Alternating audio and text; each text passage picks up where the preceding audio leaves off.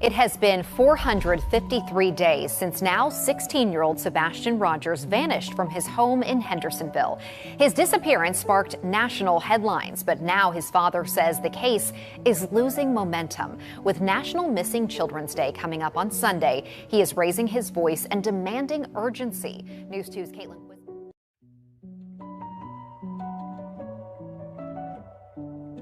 I went and talked to neighbors, and every single one of them, every single one, welcomed me. And if they had video surveillance, they gave it to me. The only person that would not talk to me, as the only person that had something to hide and wouldn't talk to me. You know, she has a son that's hiding and waiting for somebody in the dark, late night on the 25th. And there needs to be some explaining for that. I'll just leave it at that. That we are going to keep searching, we are going to keep looking, we are going to find him, and we are going to bring him home. Since we first aired the video last month, authorities have said no evidentiary value. It is of no evidentiary value. It is of no evidentiary value. Can you tell me what those lights are? No. Why? Because the investigation remains ongoing. Yeah, I'm working on behalf of Sebastian. I am not, my client is Sebastian, and they're the guardians that have the ability to sign. It just started. Hi Dad, I know this is gonna sound weird, but tomorrow's picture day. So could you send some decent clothes over to me so that I can wear the decent clothes and be handsome for my birthday with decent clothes? Mom! Because our heart is missing. He is my world. I need him. I need him back with me. Breaking news here. 870 days after Sebastian Rogers first disappeared. Many of you remember that name. We followed it extensively here on WSMV. His father is now suing the Sumner County Sheriff's Office in federal court. So tonight we have an exclusive interview with Seth Rogers. Asked not just what happened to Sebastian, but what happened to the investigation. We're continuing to follow breaking news in Sumner County. A large search is underway for a missing teen. Thousands searched. There is significant concern tonight. He was last seen in all black. Millions watched. Dog the bounty hunter is coming to look for Sebastian. Everyone had a theory. What was under that soft soil? Everyone wanted answers. He deserves justice. What happened to 15-year-old Sebastian Rogers? But nearly 2.5 years later, there have been no arrests, no suspects, and no sight of Sebastian. I need my son home. I need my son home. From the moment his son went missing, Sebastian's father, Seth Rogers, prayed. It's like God gave me a purpose in life. Your son was your purpose. And he still is. I just gotta find him.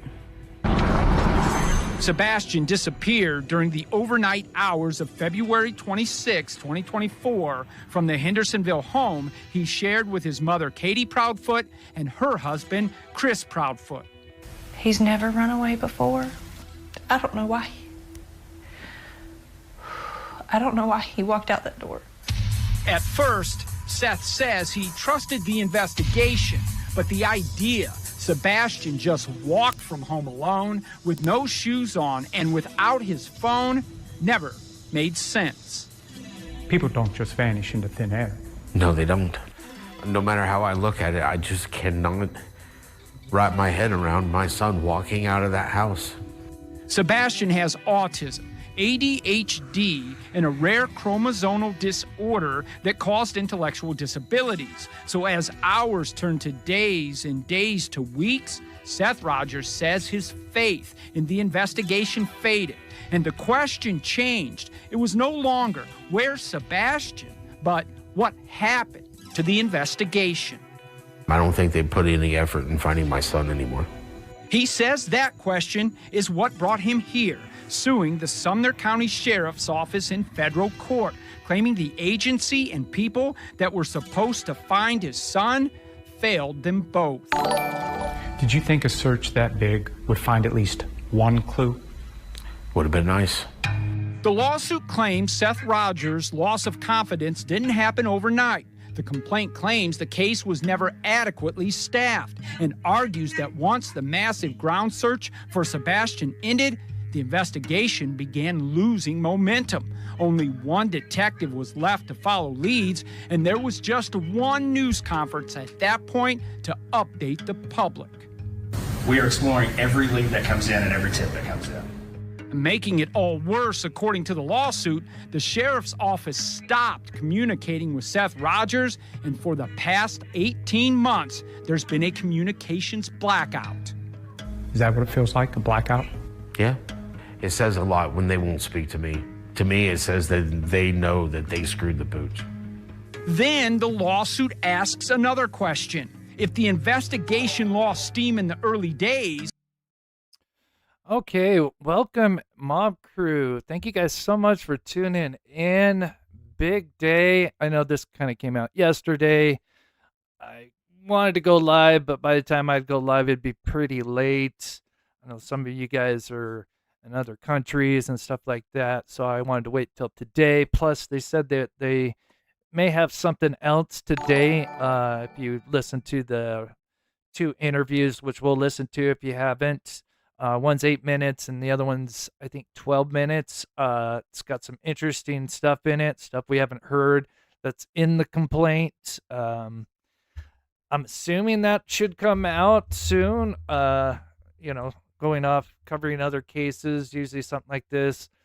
We hear about the lawsuit filed, and then I think in a few days, I don't know if it depends on the state or just other factors, but we should get something soon, I'm assuming. And if you guys hear anything, from other YouTubers that may know more, let me know in the chat. But I would think we should get something soon. But if you haven't heard the interviews, we'll go over them. Plus, I've got some stuff to add of my own. I am so glad this came out because I heard wind of it. It was something I kind of mentioned to you guys like, feels like 5 months ago. I said something big might happen, but I had to, keep my mouth shut because, I respect my sources. And then there was kind of a specific time frame for when that was allegedly going to come out, but maybe this is not for me to say. But some things maybe happened behind the scenes that made it prolong or whatever it was. But here we are finally. But yeah, so 2 lawsuits, one against the Sumner County Sheriff's Office. So happy. And then of course DCS. Both have interesting, little tidbits from the complaint that'll eventually come out, which will have more in it, I'm sure. But they did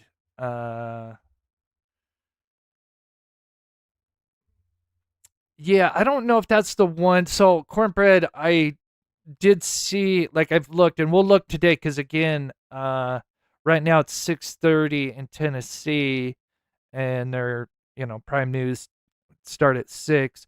So that's kind of why I started my live now, because I'm thinking about maybe by half an hour to an hour, there should be whatever they were talking about yesterday. With some kind of update, maybe a little bit more about what's in the complaint. Again, I'm just guessing. I don't know for sure. Yes, I think we all kind of were hoping this would happen. I'm sure, obviously there's so much behind the scenes that's got to happen, building, an actual complaint, especially not just one lawsuit, but 2. I can't imagine, all that work behind the scenes going on, but here we are. So here's part of some of the main allegations. Of course, there's more, and some of these you may have heard some parts of it, but they've added more. Failed to properly secure the private home as a potential crime scene, which is a huge no-no. I mean, the second they saw that footage of the flashlights, it shouldn't have took them very long to figure out where that was coming from. They knew where it was coming from, let's be honest. And then you have an unknown car, and with that, they should have gotten a warrant and shut that house down and got phone records, searched that house, luminol, the whole deal. They never did. They were allowing people to walk in and come out. Seth, has mentioned many times. He mentioned in an interview. He walked into the home and like nobody greeted him. Like officer was just sitting at the table. This is when he had just first arrived, finding out, and just people are coming in and out. It's terrible. I wrote you on Facebook hours ago. Tell you spoke about the second one an hour ago. Oh, okay. Thank you, Kai Kai. Yeah, I meant to go back and look. I usually try to look at the comments, if I get time, because usually when I post my Facebook when I'm going to go live, that's when then I'm building my live show. So a lot of that time I'm, focused on building, the videos that I always play for you guys. But thank you, Kai Kai. We will definitely take a look at whatever they may come out with today. The other big one is, Christopher's alibi, which I think is a valid question. They don't believe that his alibi was adequately verified. And obviously the communication between Seth and the detectives just went, which he's mentioned before, which is just terrible. Oh, and then, yes, something that we've kind of hinted at, failed to investigate why surveillance cameras at the home reportedly were not functioning. That's right. Surveillance cameras, when, before and after and during he went missing, were not functioning. They had surveillance cameras. We've kind of danced around that for years now. And we'll dive deeper into that because I have a kind of inside scoop about a particular incident. But yeah, kind of funky.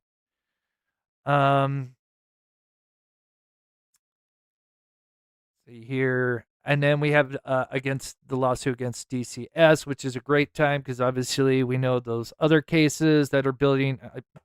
I forgot to look this up because, when we covered it like a week and a half ago about the DCS, I forget the person's name. If someone knows in the chat, that's kind of running this.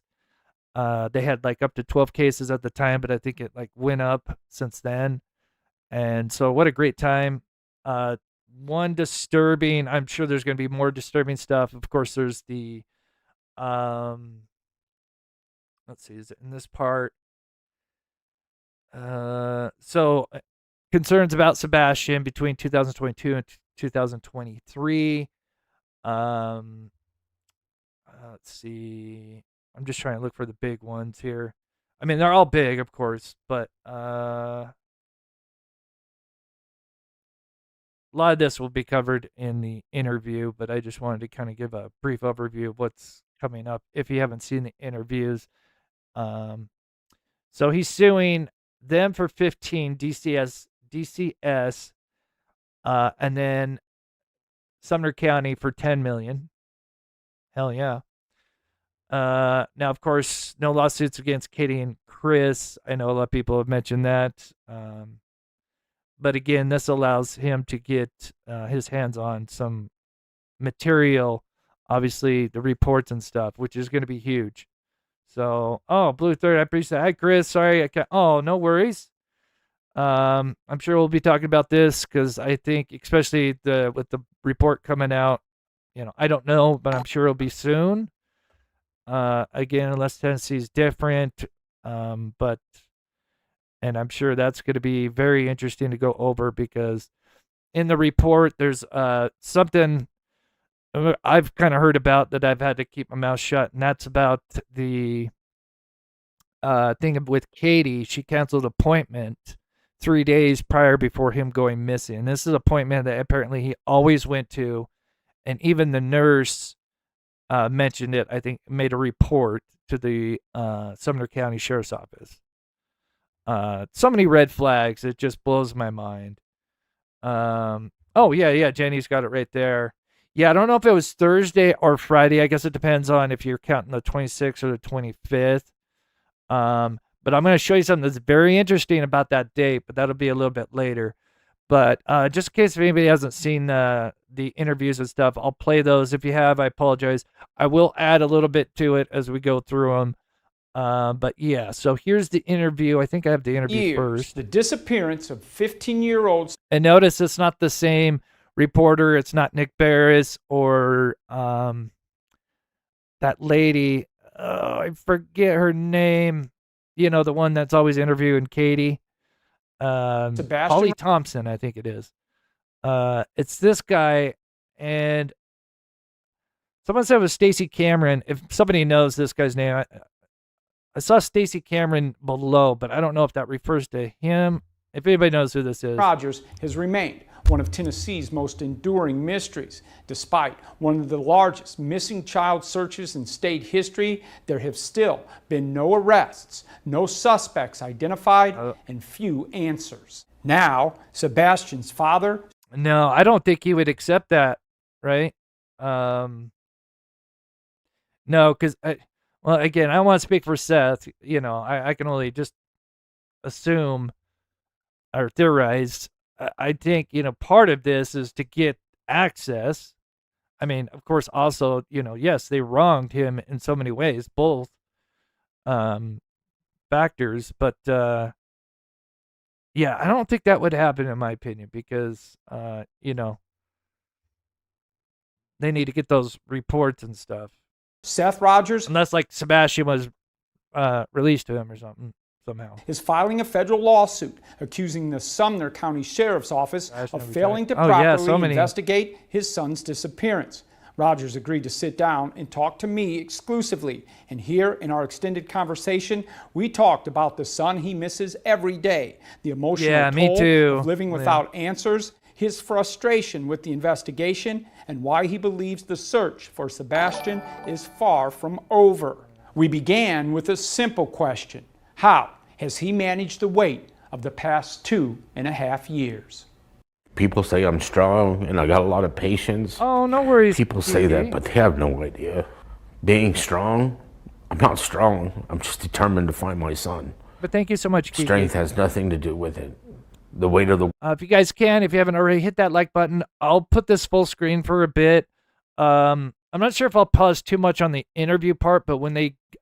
there's the other part where they have the lawyer talking about some stuff, which some of you may not have heard yet or heard, but I can maybe add a few details to some of these. But yeah, I'll put this full screen for a minute. But thank you, Kiki and Bluther. Thank you guys so much. And Anjaz earlier. And then, of course, to my wonderful mod, Sassy D. I'm not sure if Pocahontas has popped up yet, but anyway, let's go full screen here. Play this for a minute.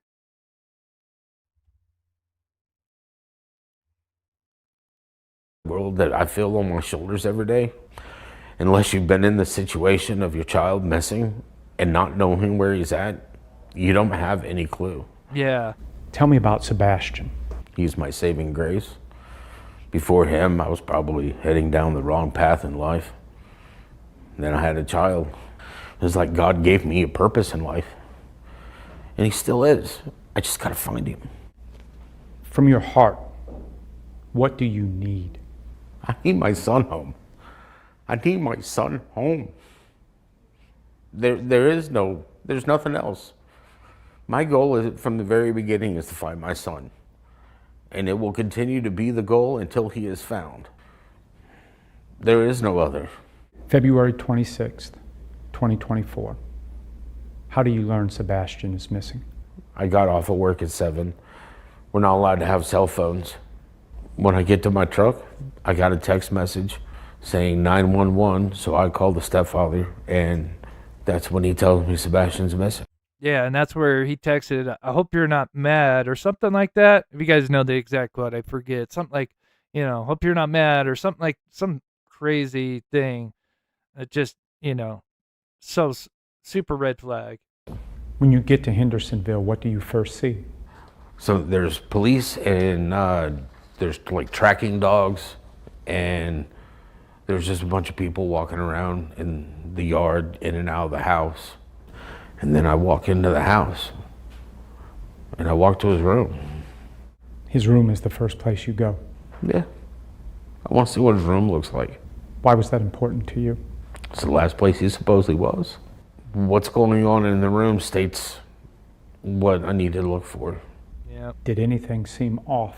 A couple things seemed off. I don't know why. His switch is on the floor, plugged into the wall. The closet's a mess. There's things all over the floor. It just didn't seem right. This has been described as the largest search for a missing child in Tennessee history. Did you think a search that big would find at least one clue? Would have been nice. How can you have 7 different agencies and hundreds of people working on stuff and not find any speck of evidence that he was there? People don't just vanish into thin air. No, they don't. The idea Sebastian just walked away from the home without his phone never made sense to you. No, sir. Why not? Because it's not my son. It's not something that I could envision him doing. I've stated this before, that for him to leave that house without his shoes, without a coat, without his backpack, without Legos in his pocket, taking his switch or grabbing his phone, he would have had to been running. Somebody's in the house and he's trying to get away. We're investigators. But we now know that that door, I can't say 100%, but if you followed my last two lives, going back with Sweetie Pilo, she said that door was open for a long time. And I mean, when she says a long time, I think minutes, because I think the neighbor across the street with the Ring camera captured that. And I think we've kind of talked about why she did that, but yeah. At the home when you arrived, inside. Yeah, there was an investigator sitting at the dining room table. Was he talking to anyone? Nope. Was he just sitting there? Just sitting there? Yep. Not looking at anything? Nope. Was the home secured like a crime scene? I walked in and nobody even asked me who I was. You were just free to walk through the home? I was free to walk anywhere. In the first few days, how difficult was that for you to see what is unfolding? I was searching for my son. Yeah, I think you said it looked pretty normal, except that the switch was plugged in his bedroom, and the one thing that I don't think he's ever mentioned was the closet. You said it was like kind of dirty, typical teenager maybe stuff. But yeah, maybe he kept that to himself. Maybe certain details. I'm sure, of course, that he's kept close to the vest. But yeah, I think he's really, for the most part, said it wasn't too, like any red flags other than the switch being plugged in, and then the kind of closet clothes kind of being dirty or strung out, I think.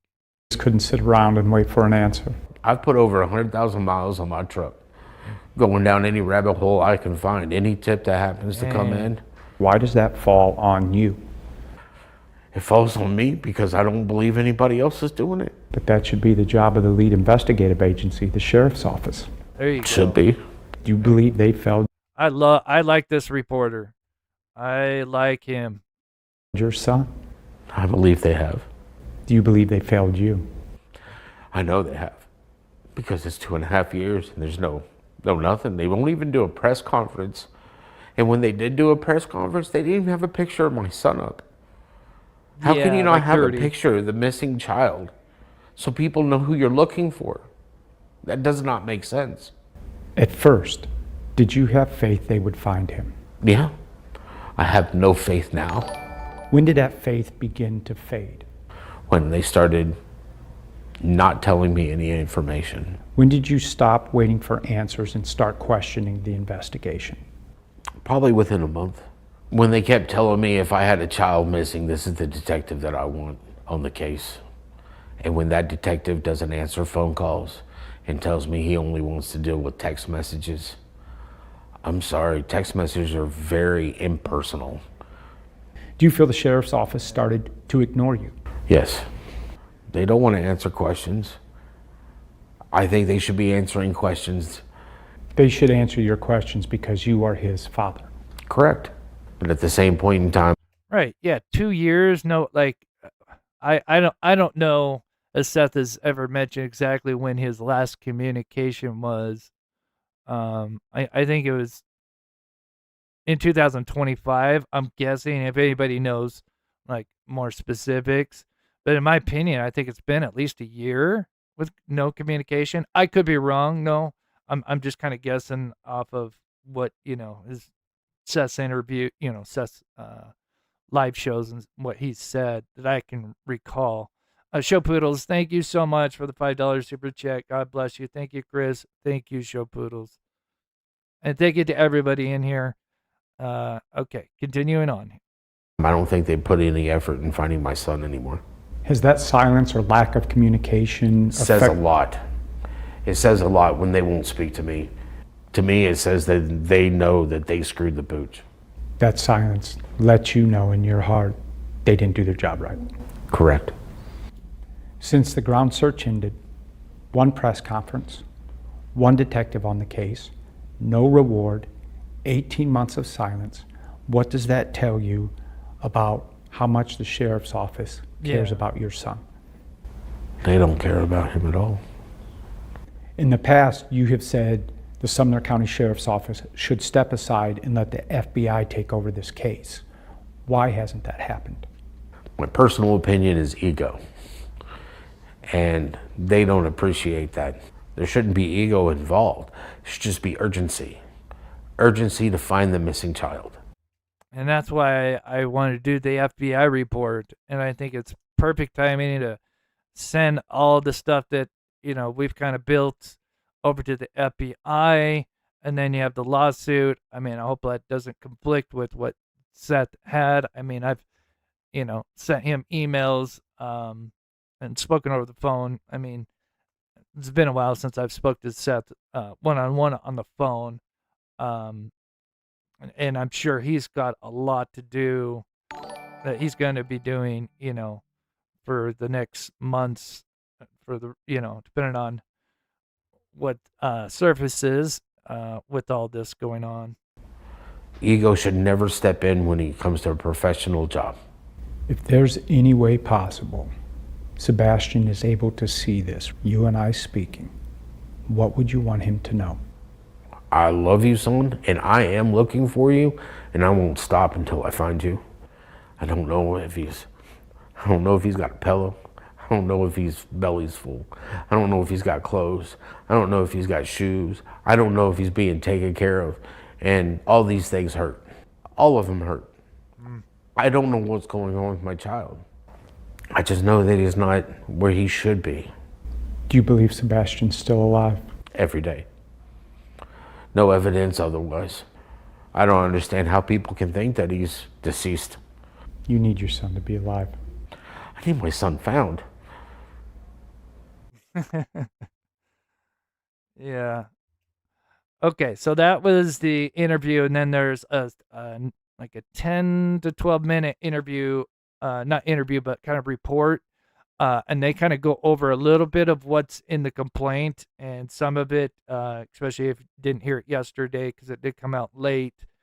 There are some new interesting stuff that we'll go over. Miriam, oh, you're in Ontario. I am so sorry. I've seen a few videos of the fires. That is terrible. Yeah, please be safe, and yeah, hopefully that gets snuffed out. And Elizabeth, thank you so much for the continued membership and support. God bless. These are interviews from yesterday, but apparently this is kind of why I started my live right now, is because let's see, let me look at the time. So it's almost 7 p.m. In Tennessee, and they did say in this report that I'm going to play next that they were going to have something today. So that's kind of why I started my live. I mean, it's usually the time that I go live anyway, but I'm hoping maybe there's a little bit more. Maybe they talk about the complaint. We'll see. If anybody hears anything, let me know. And then, I mean, I want to play this other interview first, even if the other one has come out. Because there are some very interesting stuff. Okay, so, all right, so we kind of showed this, and it'll be kind of talked about in the thing. This is one that, I heard murmurs about a long time ago, but of course one of the few things that you kind of get told by close sources that, you can't talk about, until something like this happens. But yes, this, for those that are just tuning in, Sebastian had an appointment. I don't know if it was weekly or monthly or whatever, but it was something that he always went to. I don't know for how long. I'm sure we'll eventually find that out. But Katie canceled it. It was either Thursday or Friday. I want to say it was Thursday, if I recall, but it was either one of those 2 days. And I'll tell you, this will be a little bit later on, that the timing of this cancellation, of course, 3 days before he goes missing, huge red flag, and even the nurse reported it. But the timing of that also aligns with something else that happened, I think is a major red flag, along with just, the obvious that, days before he goes missing, a mental health appointment that he always goes to is canceled. Yeah, super sus. Yeah, they decline. Of course they decline. They are home right now, as far as I know. So, home for the summer anyway. And then, seems like they run off. And then, of course, if you're just tuning in, 2 lawsuits, one against Sumner County for $10 million, the other one against DCS, which is $15 million. Was it in this part here? Well, we'll find out. Oh, actually, it might be down here. But there's something that in the DCS part of it. Looking for a fun night?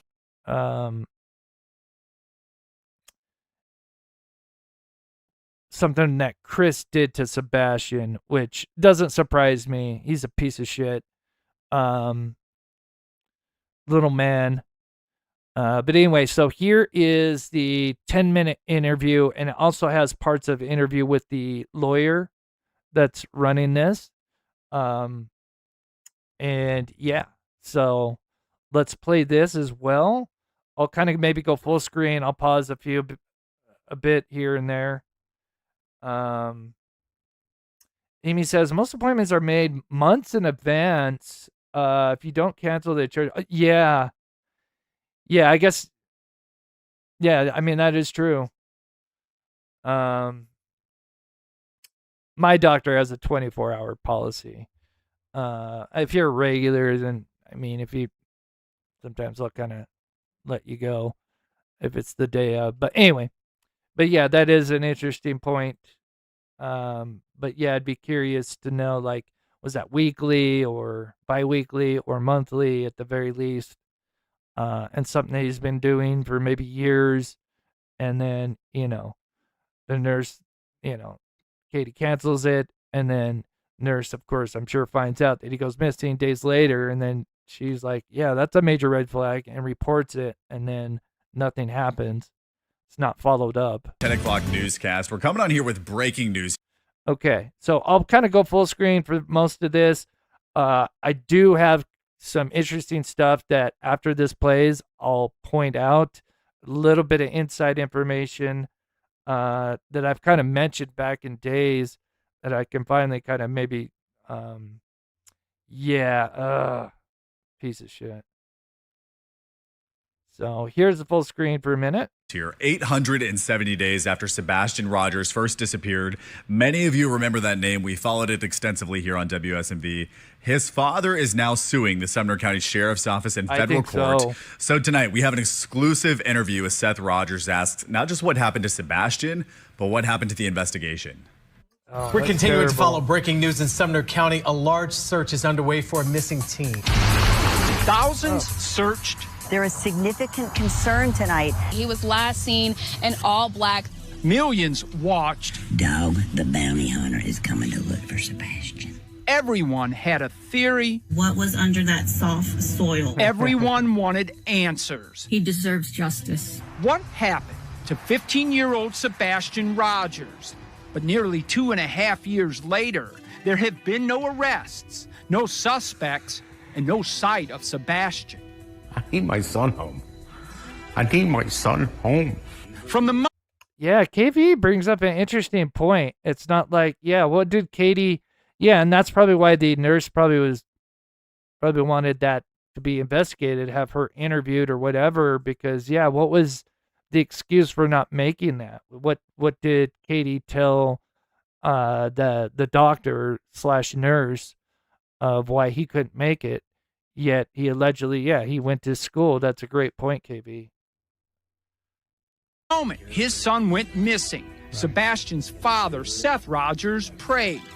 It was like God gave me a purpose in life. Your son was your purpose. And he still is. I just gotta find him. Sebastian disappeared during the overnight hours of February 26, 2024, from the Hendersonville home he shared with his mother, Katie Proudfoot, and her husband, Chris Proudfoot. Ugh. He's never run away before. Look at this piece of garbage. I don't know why. Garbage. I don't know why he walked out that door. At first, Seth says he trusted the investigation, but the idea Sebastian just walked from home alone with no shoes on and without his phone never made sense. People don't just vanish into thin air. No, they don't. No matter how I look at it, I just cannot wrap my head around my son walking out of that house.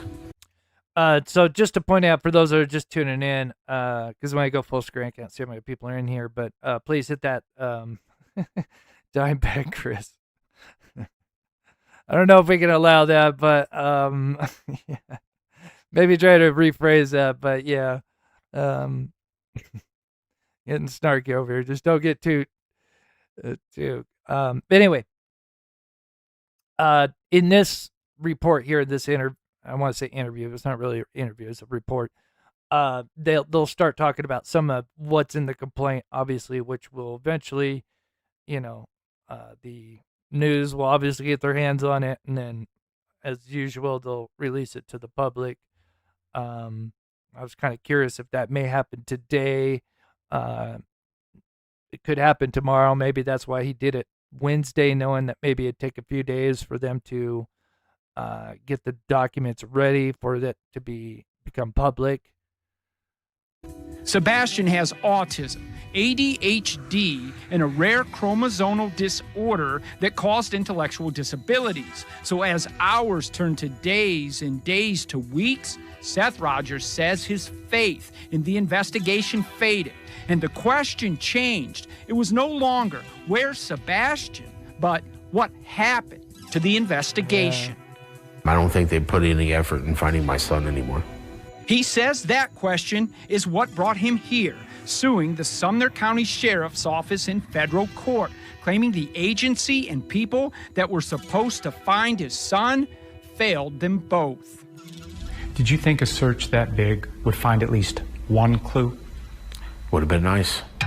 The lawsuit claims Seth Rogers' loss of confidence didn't happen overnight. I mean, they found many clues. It was all in the surveillance. Not all, but a good portion of it.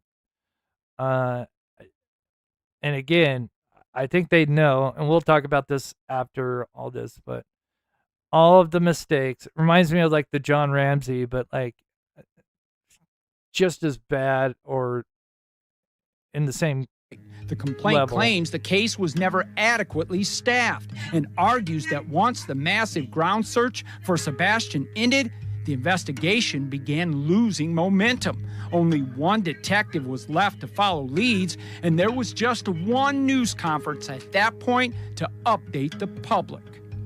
We are exploring every lead that comes in and every tip that comes in. Making it all worse, according to the lawsuit, the sheriff's office stopped communicating with Seth Rogers, and for the past... Yeah, it's WSMV Channel 4 Nashville. Again, they said here in this report, they'll say like, hey, and again, of course, this was yesterday. They'll say like, hey, we're going to have something tomorrow. So, and right now would be primetime news for that channel. So that's kind of why, again, I know I mentioned this before. Hopefully, after we go through all this, we'll go and look and see what they have for today. Last 18 months, there's been a communications blackout. Is that what it feels like, a blackout? Yeah. It says a lot when they won't speak to me. To me, it says that they know that they screwed the pooch.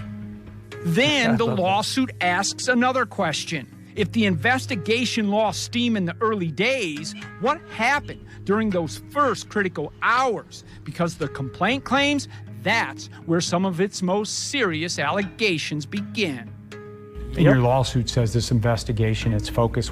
So this is his lawyer. Sorry, just kind of adding a little commentary. This is Seth's lawyer, Darren Ritchie. I tried to look him up. I couldn't find much about him. Maybe in a future live, maybe there'll be more. But I do like him, so here we go. It was critically marred from the beginning. It was dead on arrival. This looks to me like an amateur investigation. That's Seth Rogers' attorney, Darren Ritchie. The first allegation centers on the home itself. The lawsuit claims investigators never secured the Proudfoot home as a potential crime scene, allowing reporters and family members inside before it was fully processed. That alone from the jump started this on a faulty road. But the lawsuit says there was something else investigators should have been asking about. Homes. Squeaky wheel, if you can, just try not to be as graphic. I mean, I understand, yes, that is kind of a theory, and, anything's plausible until we get more concrete information. But yeah, if you can, maybe just try to word that just a little bit Security nicer. Cameras, because according to the suit, they weren't working the day Sebastian disappeared. Do you have evidence that those security cameras at the home were offline and investigators didn't determine why? I just know that they have not been able to get any footage from those cameras. I don't know why, but I know that that would have been the first key element of any evidence to collect in this case. Of course, huge. And I'm going to show you guys something that's going to blow your mind. It'll probably not surprise you at the same time, but I'm going to show you guys something. It'll be after this interview because I don't want to keep interrupting. But this is at the Proudfoot home, if you're wondering. And I know exactly every single place where these cameras are at because you can look at them right now if you wanted to. It took me a minute to kind of figure out exactly where they were at. But I will show you, and then I'll show you the before and after as well, just to show you how sus this is. The lawsuit argues that should have raised immediate questions because Katie Proudfoot installs and services security cameras for a living. But the suit claims the missed opportunities didn't end there. That's awesome. It also alleges investigators never verified Chris Proudfoot's alibi that he was 3 hours away when Sebastian disappeared. What evidence says Chris Proudfoot's alibi wasn't verified? We have looked at the police reports on this matter, and we do not see where they were able to verify his alibi. They may say that the alibi is safe and is accurate, but I don't see the steps that they took to get there. The complaint also describes an alleged tip from a nurse at Sebastian's doctor's office who claimed Katie Proudfoot canceled an appointment just 3 days before Sebastian vanished. The suit claims that lead was never adequately pursued, and it further alleges the sheriff's office was already part of a child protective team looking into abuse allegations involving Sebastian after Chris Proudfoot allegedly struck him in the stomach. You're suing the sheriff's office, but the complaint at some point sounds like the finger's being pointed at the Proudfoots. Who are you after here? I am going after the sheriff's department right now. We also reached out to the Proudfoots. They declined our interview request, but they have never been arrested, never been named suspects, and never been identified as persons of interest in Sebastian's disappearance. And they have repeatedly told WSMV4 they had nothing to do with Sebastian's disappearance. Yeah, where are they now? Declined to interview. I mean, shouldn't they be just as bad, at very least Katie, the mother, You know, it's been 2.5 years. She's okay with how the investigation's going. Zero progress, 2.5 years. Candace Cooley couldn't make it 2 weeks before she was fighting to get the FBI in. Right? How bad does that hurt when people start accusing you? It hurts. It hurts a lot. For Katie Proudfoot, the pain is being accused. For Seth Rogers, the pain is not knowing if everything that should have been done to find Sebastian was. I want to hug my son. I want to feel his physical presence. I don't want to close my eyes and have these nightmares anymore. We asked the Sumner County Sheriff's Office for an interview. We haven't heard back. And tonight, there is more. Rogers also filed a... Okay, so yeah, this is where there's kind of a disturbing report against Chris Proudfoot that we haven't heard of because, you know, obviously the actual CPS reports, you know, he can't release or anything.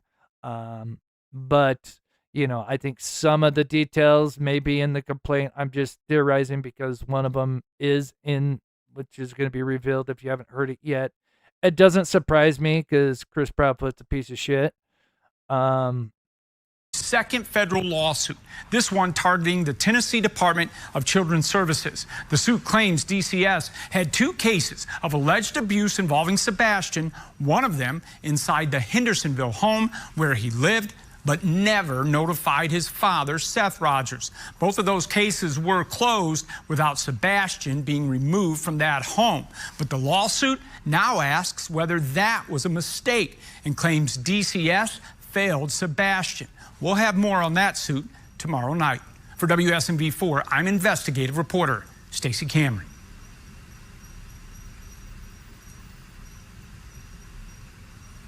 So there is Reporting more. Right, and again, it's been 870 days since Sebastian Rogers first went missing, and this was the story that captivated not just the mid-state, but really all across the nation. Right, it is not often that a teen like this just vanishes, no trace of him anywhere. And I mean, mad credit to Stacey for being able to figure all this out. The fact that Sebastian's mother works for the security firm, installs these security cameras, yet they're possibly not on the night that your son goes missing. Yeah. Whether they did it or not, right? And again, they have not been charged with anything. They clearly, it doesn't seem like have been investigated. Something here doesn't add up. I love it. I love it. Keep the train rolling. Right, for a young boy to just go missing without a trace. Dogs never able to pick up a scent on Sebastian Rogers. To listen to neighbors in the area too talk about it. It is all just stunning, and it is sad for there to still be no answers 2 years later. So again, this is just the first part in Stacey's reporting here. He's going to have another story tomorrow night coming up at 6 o'clock. See, so that's what I'm talking about. That's because, of course, this was yesterday. So, again, by the time we finish this, there'll be a few things I'll go over, but if anybody's kind of like updating their website channel, let me know. But I do have some things to add to this stuff. Again, there's a lot to unpack here. We have all of this listed, including past reports as well, the timeline of the disappearance, where investigators are at now with the search, have they interviewed anybody yet? All of that's in this web stories. That's WSMV.com. A lot of other big stories tonight that we're following at 10 o'clock. Of course, the weather, too. It is hot. It's rainy. It's humid. Darius Mack is in for Dan tonight, so he'll break all that down coming up in about an hour. Really big story we're following that we're leading the 10 o'clock with tonight. Our Braden Ross is on it. Y'all remember that teacher, this was a couple months ago, who was accused of showing nude photos of himself to a young... Okay.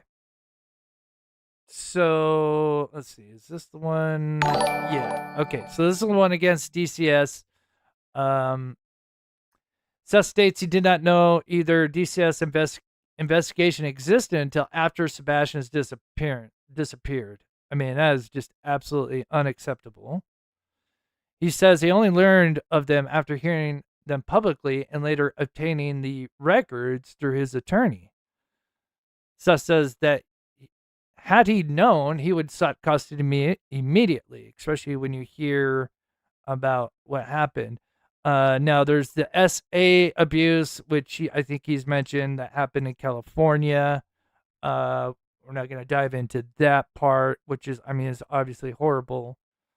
But then there's something about Chris Proudfoot when it comes to DCS. And DCS received a report that Chris Proudfoot struck Sebastian in the stomach. Not a pelt on his butt. No, he struck him in the stomach. And obviously he's never released, any of these details, but through the grapevine we've heard that apparently whatever's in this report, it's really bad.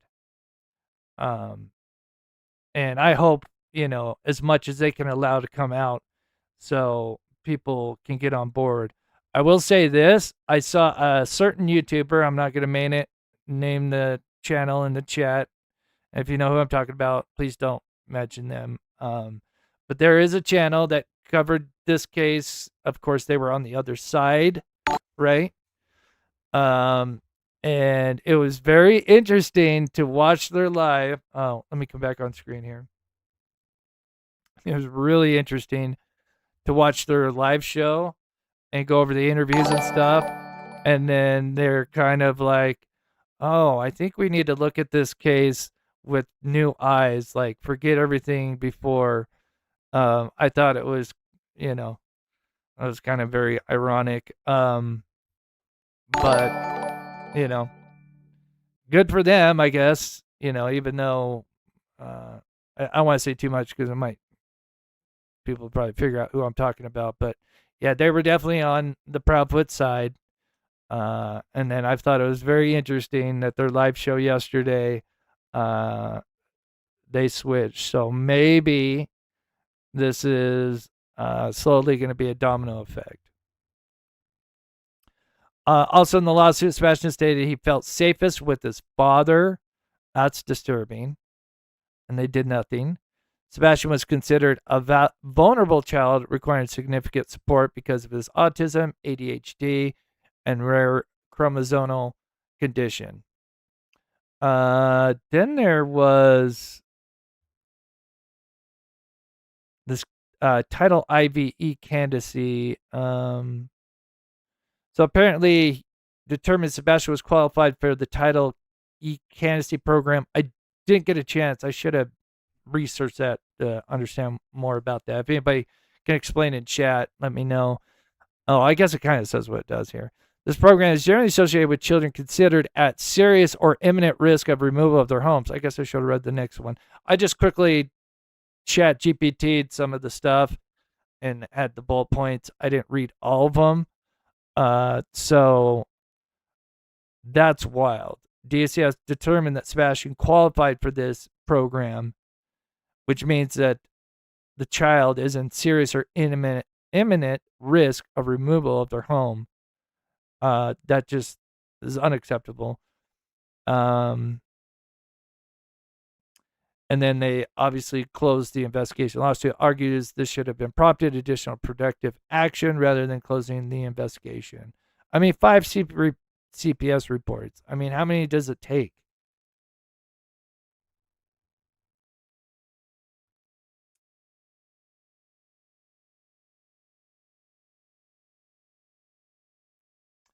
Beach Gal, good to see you. Thank you so much for the membership. Nicole? Yeah. So, okay, so you guys got... Do you see the frustration where we have with your client? Yeah, I do. But it's nice to have like a conversation with you. Okay. So I'm gonna add a few things. Well, actual federal complaints. So the canceled mental health appointment, the 5 reports. So that's in stone, right? 8-1 and 8-3, like an 8-3 to 1, as Chris tries to, claim. But then in other interviews, he, of course, because he's a lying piece of shit, he can't keep his story straight. One time it's 1, one time there's 3 incidents, but they're all combined into 1. Then he says there's multiple. Then he can't remember what year. It's pathetic. Then these surveillance cameras. So that's one thing I wanted to focus on is the surveillance cameras. Because again, I think a lot of you that have been close with this case remember hearing about those cameras. You know, Katie works for Brinks. You would think they would have security cameras, and they did. But then, from my understanding, again, I could be wrong. I could be misinterpreting, but they were upgrading. They just happened to cancel their service just before he went missing. I don't know exactly, you know, if it was days before or, you know, whatever. They allegedly canceled their service, and this is actually also in the report. And then, of course, from what I understand, they upgraded because I got some inside information. I'm going to go full screen here so I can show you these cameras because I'll show you something. Oh, thanks, Debbie. I appreciate that. Oh, yeah. Oh, gosh. Yeah, we stick with true crime, all that other stuff, man. It is terrible. Yeah, we'll talk about them as well, Resin. Glad you brought that up. I can give a little bit of inside information. I don't know how much it'd be in my place to say why the separation. I could give a few things on it, but I think probably it'd be better from Seth or, you know, whenever. Oh, thank you guys for the jewels. For those that see those pop up, those are jewels. I still understand why I can't like actually highlight them, but thank you guys for the support. Means the world. Okay, so let me go full screen. I'm going to show you guys a few things that are kind of interesting that I spotted about this, and then I'll give you some inside details that I've kind of talked about before about this because this is something that, you know, we'd heard about, and this is just another major red flag that you just, you know, so many. But anyway, so what you're looking at here is the garage area of the Proudfoot home. Now, this is taken after his disappearance. Now, it's a little grainy, but that is a new security camera, and there's one over here as well. There's almost one at every corner of the home. This is after his disappearance. Now, obviously, with Google Maps, you know, I can't go to specific months or dates, right? You know, there's one from February 2025, and then there's one before he went missing that was taken in July. But that is very interesting that I'm going to show you here. Oh, thank you, Groovy Gal. I appreciate that. Chris, thank you for all your hard work for Sebastian, love. Thank you so much, Groovy. It means the world. And thank you so much for the support. So this is taken before he went missing. And if you notice, there's something missing. So that's the corner of the garage area. That would be the backyard right here. That would be Carly's shed / garage, whatever you want to call it. And then this one's like in the middle of the garage, kind of. But as you can see, oops, sorry. Oh, guess I should have stretched this out longer. Give me a second. Oh, no. You know. Made these go too quick. That's a shame.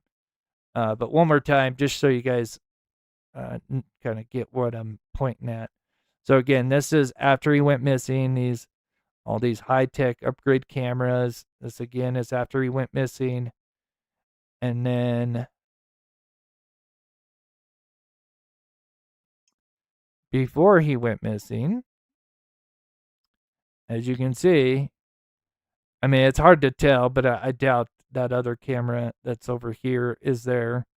But clearly, there is no camera there. Although they did have cameras, keep in mind. This is just showing you that they upgraded and I'll kind of tell you because I had a certain pretty big YouTuber, or actually TikToker, really, that was part of the Chronicles of Olivia interview. Again, this is after he went missing. You can see the camera. Unfortunately, everything is still on the table. With the July one before he went missing, there's trees, so I can't see if that camera is there. I doubt it. But they did have cameras again, but these are the new upgraded ones. I think that was kind of like the excuse that, like, oh, we're canceling our service because we're upgrading. And so one of the things, so part of Chronicles Olivia's team, I've kind of mentioned this before, that when they went to do this interview, from what I understand, again, this is like, I spoke to this person like a year ago, so if not, maybe more. So, keep in mind, take it with a grain of salt. But the main thing is that it was really awkward, this entire interview and this whole setup, because apparently they were upgrading their camera system, from what I understand, or had just upgraded, something like to that effect. But when they were doing this interview, which is, I think, about a month, approximately 3 weeks to a month after he went missing, and they had, maybe they had first installed some cameras and they had more installed. I'm not sure exactly, but I just know that when they were there, they said that it was very awkward and there was some weird stuff that was going on. And yeah, there was more that I wish I could remember, but because with my sources, I never record the phone calls because I'm not that kind of person. I try to make notes and all that. Just Jana says, thank you for never giving up on Sebastian. I appreciate that. It means so much now than ever because, I mean, it means everything as always, but just now because, I think some of you guys know that I mentioned something, I'm not sure when. It feels like it was last year, but, earlier this year I said something big would happen. I just couldn't say it because it wasn't my place to say it. And that was the lawsuit. So I'm so happy that that is finally coming to pass, but To being looked at. yeah. We just know he's out there somewhere. One other question Yeah, I have Marie, is recently Channel 5 in Nashville, they had Yeah, I think they had cameras in the home, definitely after, I believe, which is scary because I feel bad for Faith. We've kind of talked about that in security the footage past. But that yeah, showed 2 flashlights the night he disappeared. Is there anything that you think about this video, or? Sure. So, there's a lot of speculations about that video that are floating on the internet. and now we know. Like I can't say like 100%, but we know who definitely one of the subjects were, and no wonder Crispy's talking and Katie is just looking down because she knows. Okay, and that is exactly what it is. It's speculations. Now, what I can give you an official statement on is TBI Newslink has released a statement from law enforcement, between local law enforcement, state law enforcement, some federal law enforcement, and they have analyzed that video so many times over that everything that everybody is trying. Yeah, we know it was. We know. Let me capture Mary. Oh, thank you so much for the $5 super chat. I really, really appreciate that. Mama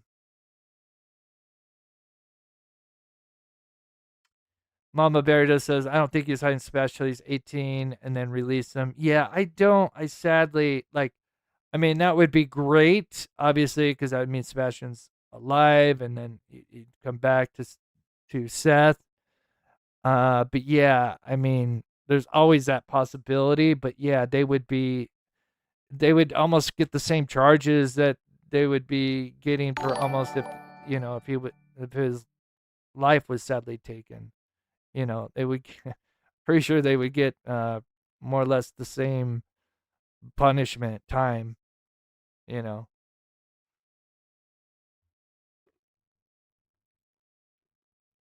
Yeah, Michelle, that's correct. Yeah, that has been the word, I think, before and after, because obviously Nina, I don't think has been there since he went missing. So, yeah, you're right. That's just a huge, huge red flag. Dennis, with the $5 super chat. Thank you guys so much. It means the world. It really helps me out. So here I pulled up, because I just wanted to point out just one thing, with Sumner County and where they failed in so many areas. But, of course, allegedly missing 26, but really the 25th. But on the right, so you kind of see what's going on with the different days in that first week. And I've got it up to a month. And then you see Chris and Katie's interviews. And, of course, they don't do their first interview until March 3rd with Duchess. And that's the first one. I know they did 2, but they did one before. And I think this was part of the reason. I think there's 2 reasons, but I think first main reason is because they didn't want to do the local news first. They didn't want to get all the attention because they were already getting attention. I don't think they wanted to have that attention. And personally, I think all these days where investigators were outside looking while they're out there and they're not searching the home and doing, after they should have seen that video and the unknown car with the no back license plate, they should have shut that house down and got all the electronics and everything, and they failed at that. And that's why they've been silent, along with many other things. But let me know in the chat. But I'm sure all you guys could agree that they were probably doing some fishy stuff in these first few days, and that's probably why they didn't go out and do an actual interview until, coincidentally, when the same day that they said that they were scaling the search back, and that they were going to start switching over to the investigative side of things. And then that's when they started, of course, peering on national, local news, another Duchess, and then, of course, Nancy Grace, and so on. And then Cajun Navy.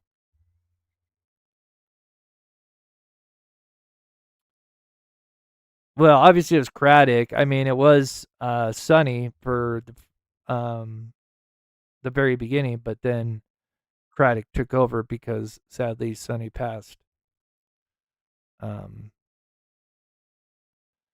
doesn't give any excuse to Craddock. I've heard excuses that they, because of Sonny passing away, that it created kind of issues eternally, that they didn't have a proper leader, and that they were kind of scattered and didn't have. But I think that's all excuses.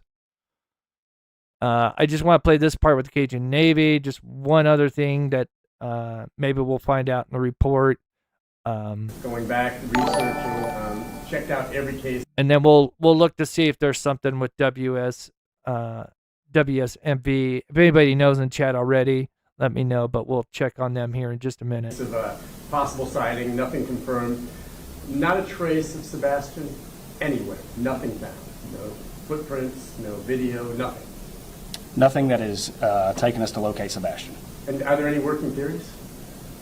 We come up with theories almost daily and try and investigate and make sure that Sebastian's mom and stepdad's involvement in this case, and as a follow-up, have you cleared their alibi? I think the TBI said it best. They've been nothing but cooperative with law enforcement since day one of this investigation. There is no evidence to support foul play on the part of Sebastian's parents. Yet you've seen the evidence, because obviously this is what, like a I forget the exact date of this, but obviously they'd already seen the surveillance. That again, as I mentioned, that should have been. Is that moving to Memphis interfering at all? They should have shut everything down that they were doing, called everyone back that was out searching, maybe had a skeleton crew just in case if they happened to be wrong, but they should have completely focused on that house, electronics, etc. Investigation, is it changing possibly the avenues of communication? No, sir. You mentioned when you were asked about recent evidence, we heard some rumors that there seemed to have some validity, that there was glasses found within the past few days. Can you confirm that? How is that coordination happening? Have you found their work helpful? Are you guys working in unison or a separate team? This is about the Cajun Navy. I just wanted to bring this up as a point. Something and calls in and they would have to call the police and report them. Are we able to learn anything about what those threats are? They would have to call the police and report them. So, of course, he lied. And hopefully they've, I'm sure Seth and his team or whatever's got a lot of different avenues that I'm sure they're digging into. And then eventually, if they get their hands on reports, going to be, their hands are going to be full, tied for a long time. But this is definitely clearly one of them. We know the Cajun Navy did call in. I even spoke to, a person that, assisted with the Cajun Navy. And yeah, they were clearly threatened. And here's Craddock lying. And if they would investigate it, there's, again, this is nothing new, but obviously all the threats, like, they clearly didn't take seriously, as far as I know. And could that have led to maybe people that were responsible for Sebastian's disappearance? Where's the search go from here? It's been 5 weeks. There's been no Gabe, signs. thank you so much for the $1.99. God bless. They've claimed they've received threats. To your knowledge, have they filed any police reports or reports to the Sheriff's Department documenting any of these alleged threats? No, sir. Are we able to learn? And that's just such disrespect for those people to come out and do what they do. Okay, so I have one more thing, and then we'll kind of check to see if there's an update. I do have a few other things, but this kind of relates to the nurse, and I just wanted to show you guys. So, of course, already done. Lead that comes in. Already done for the 6th, 7th, or 8th. Oh, that's not the beginning here. Of course, this guy's security camera. I've talked about how when Sebastian disappeared, he had a DVR system. And then, of course, this is the one that captured the flashlights and the unknown car. From what I understand is after this happened, he got a new system. But again, take it with a grain of salt. Rumor has it that he, they came and took the video files, but I don't think they ever took the actual DVR system. And if it was hacked, that would be like, if there was a hacking going on, that device, because that's like the central hub, that would have like the metadata of what was tampered with, if it was tampered. But I want to show you guys a date here about this, with this. So, just to remind anybody if they don't remember. Oh, perfect. Okay, thank you, Cornbread. I'll go over this little part and then we'll check it out. You guys are awesome. You're on it. But we'll just quickly touch on this. So, of course, this is a screenshot. This is, remember the timestamp was frozen. I think it's ironically, and I think it's not even ironic. I think it's coincidentally not just the date, because the date's very important, but the time, 3/11. I believe this is a sign of a dry run. I think if they would have investigated this, in my opinion, I think I would bet almost the farm on it that they did a dry run, considering we saw all that activity going on the night before he went missing at the cemetery. You know, two things going on the night before he went missing and the night of, and then there's nothing before or after. And of course, it happens between 3 and 4 a.m. Just happens to be the same time that stuff's going on when he went missing. But the date, just to remind you, this neighbor, now again, to play both sides, these cameras can have these particular older, I mean, it's not even old, but, you know, for that time, it's, you know, it's kind of an older model compared to some of the newer stuff. But anyway, they can freeze, timestamps freeze. Even the older ones before that, the timer would actually either speed up a little bit, just seconds, or slow down. It'd be one or the other with older ones. But he still had a fairly, you know, more decent camera system. The infrared was not working the night he went missing, which is odd. It's one thing to have a timestamp go out, but then have the actual nighttime mode, which would have been able to see so much more. I've shown you guys an example of what it looked like as a nighttime mode, and it, you know, we would have been, you know, seeing. We'd definitely be able to see the car. You know, I doubt we'd be able to see like actual individuals, but we'd be able to see kind of like people moving around if they were close enough. But anyway, I digress. Check out the timing of this. So again, this went out on Friday, right?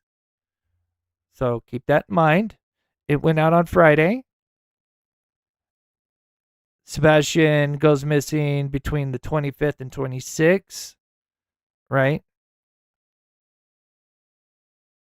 Technically last seen the 25th, but could have been moved or whatever early morning of the 26th. Now look at this, and then you add in this little detail that we've learned from the complaint, which we'll get more. Oh, and then just before we get there, and then coincidentally, just after he goes missing, the next day, his system goes back up. Now, I've done a bunch of research with ChatGPT. Again, this stuff can happen with these kind of cameras, but it says it's more rare to have like multiple things go wrong, and then for it to be out for days like that, you know, the more time, you know, usually like a day or two is typical for maybe those systems, but usually they fix themselves within 24 to 48 hours. This is practically 5 days. Then, you guys see where I'm going here? With the nurse, the appointment, which again, we don't know unless Seth comes out and says, I thought I heard Thursday when I heard this a long time ago. But either Thursday or Friday, either one. What do you guys think about that? About the timing? One of these 2 days, Sebastian's appointment for his mental health is canceled. And then it's almost like they canceled it, and that was like, in my opinion, hypothetical. They're like, you know what? This is it. We're canceling the appointment. We're going. We're going with it. You know, we're moving him, whatever. But yeah, I think, in my opinion, could just be a strange coincidence. I doubt it. Because again, like I said, you could do your own research on these cameras. Things do happen with frozen timestamps, but they don't usually happen, like I said, for more than 1 or 2 days. And so I really think, in my opinion, if they had done their proper research, I would have been checking out Thursday, Friday, obviously weeks before, but they should have been checking out the days before. I think if they would have definitely caught them if they did a dry run, which I think they did. I think that's where they would have left more, at the very least, breadcrumbs somewhere, you know, cell phone records, whatever, being caught on a camera, you know, doing, you know, at suspicious times. But now we're 2.5 years later, and most people have gotten rid of their footage or moved on, you know. So, man, 100%, Chris. Yeah. Oh, I know. I know. Yeah. I mean, I cannot speak for Seth. I am so happy for him. I'm sure it's a very emotional time, and I'm sure he's really busy. You know, it sounds like hopefully maybe he'll do a few more interviews. I'm sure that takes a lot out of him, you know, to do that. I'm sure it's very emotional.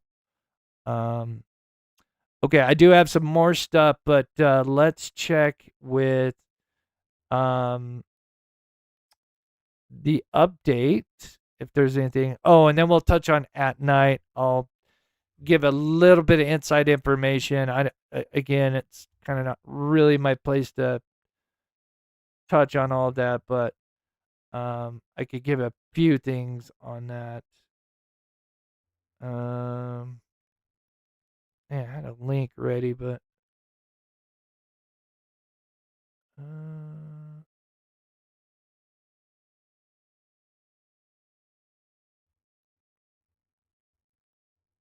oh, here we go. Okay, let's see. Here's the watch live news 1 hour ago. Okay, perfect. All right. We'll check this out. Another one by Stacy Cameron. That is the guy that has done the interview. When I first saw Stacy, of course, you know, I thought it was a female.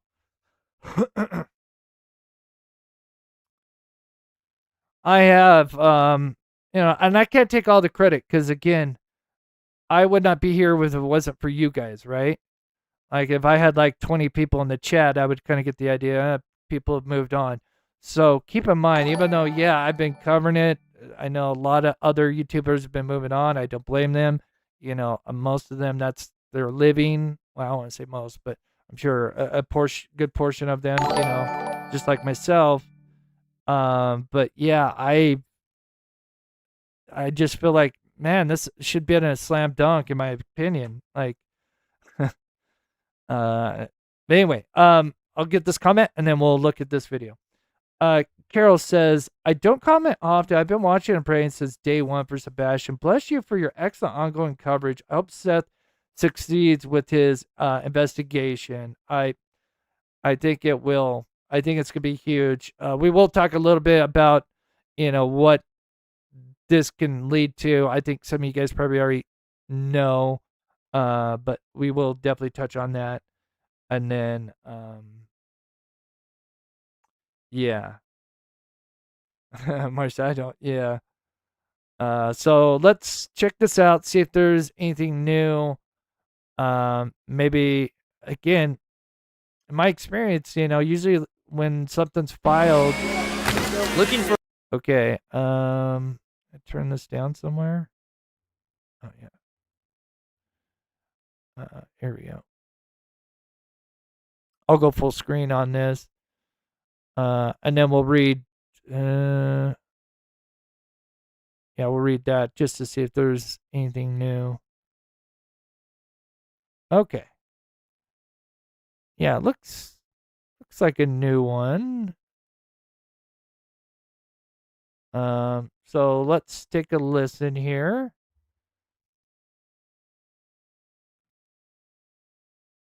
Oh, thank you, Sassy. Oh, thank you, Barb. Oh,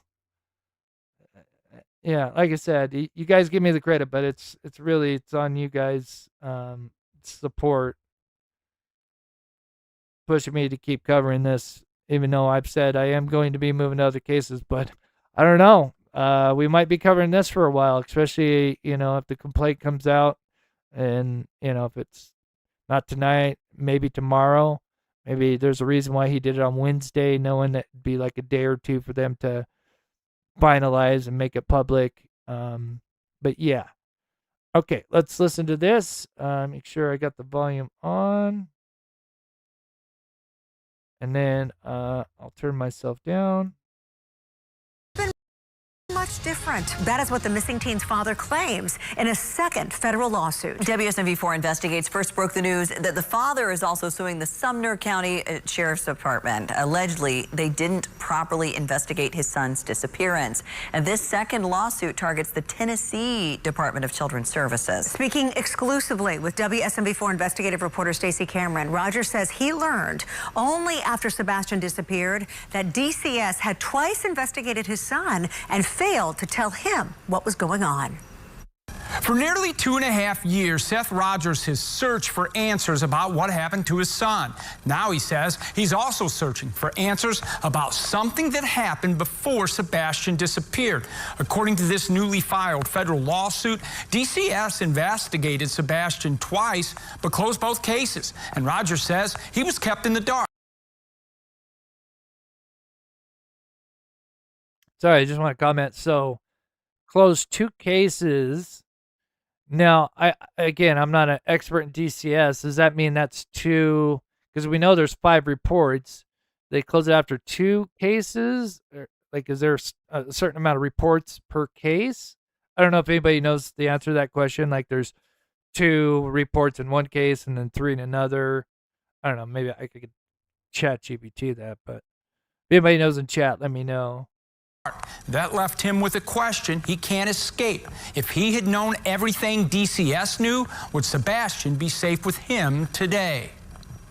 What did I do for him not to tell me that he was scared? I'm supposed to protect him.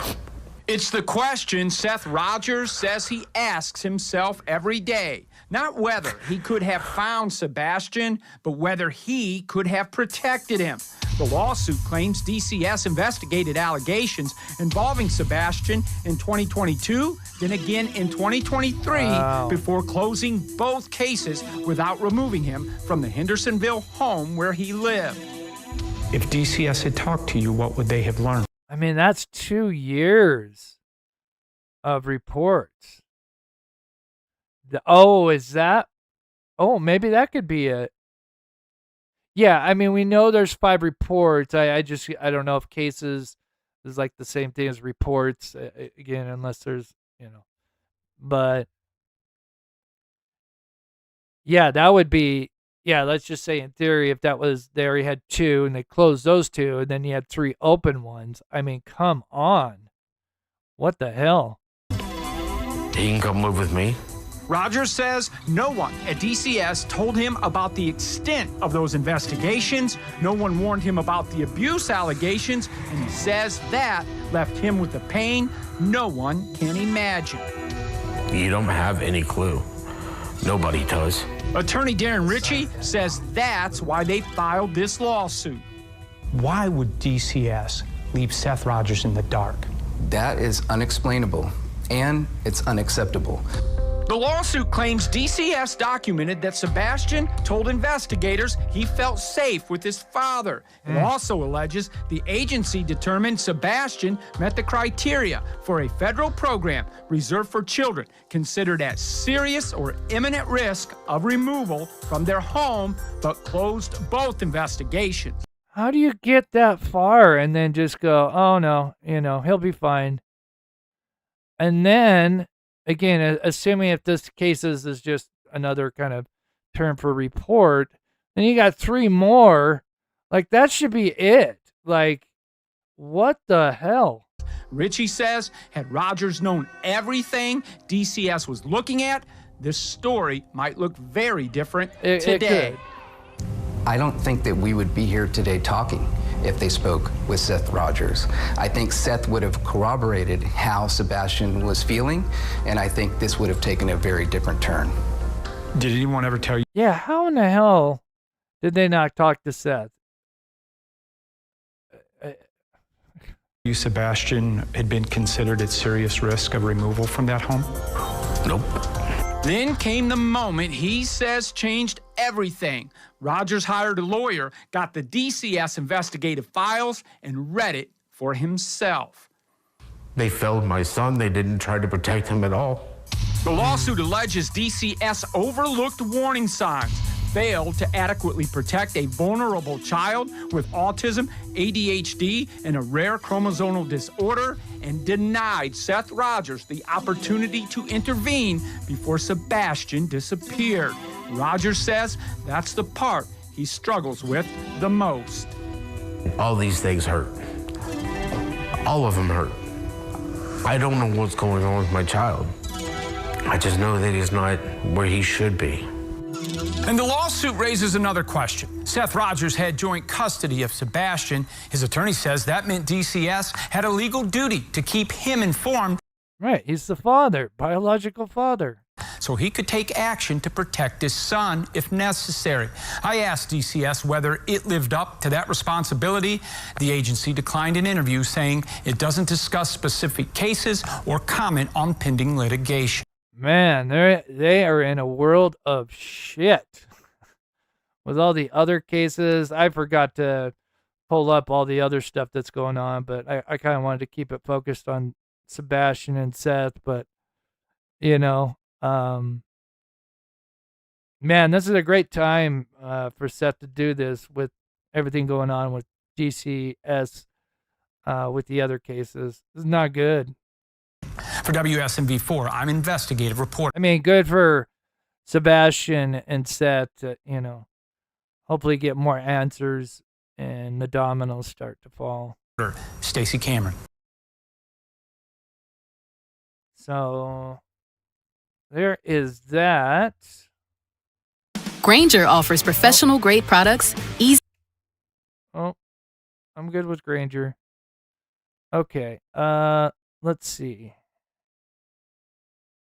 Okay, so this is just what they had from yesterday. Then they have an update here. That was today. Saying that, so they've reached out to Sumner County. They've declined. They reached out to, of course, Katie and Chris. They declined. No surprise there. And now DCS. God, 870 days. Jeez.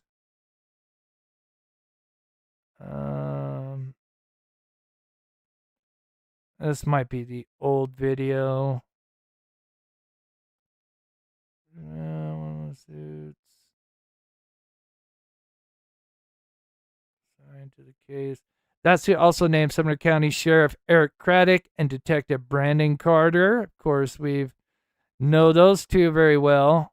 Craddock especially. Carter a little more behind the scenes, but Carter's the one detective that was supposed to be in contact with Seth and then just went radio silent. Piece of shit.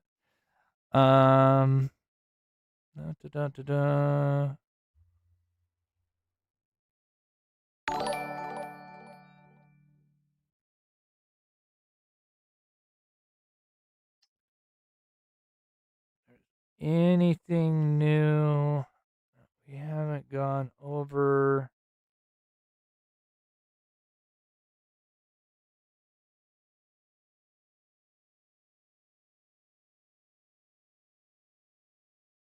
Oh, here we go. This is interesting. This is a little more specific. DS opened 2 investigations before Sebastian disappearance, lawsuit says. 8 months later, so not sure, like 8 months later from when. That's from like November 2022. That would put it in mid 2023. DCS opened a second investigation after receiving allegations that Sebastian stepfather, Christopher piece of shit, had struck him in the stomach. The lawsuit claims Sebastian confirmed the incident to investigators that his stepfather allegedly admitted striking him. Despite that, the complaint says DCS closed the investigation 3 days later, determining no additional services were needed. And this is after already 2 of them cases closed. What the hell? Approximately 9 months later, Sebastian disappeared. So yeah, that would have been. So yeah, that would have been kind of like middle of 2023 when he hit Sebastian in the stomach. And then we have 2 cases before that that were closed that are already major red flags. And it's just, what the fuck? Pardon my language.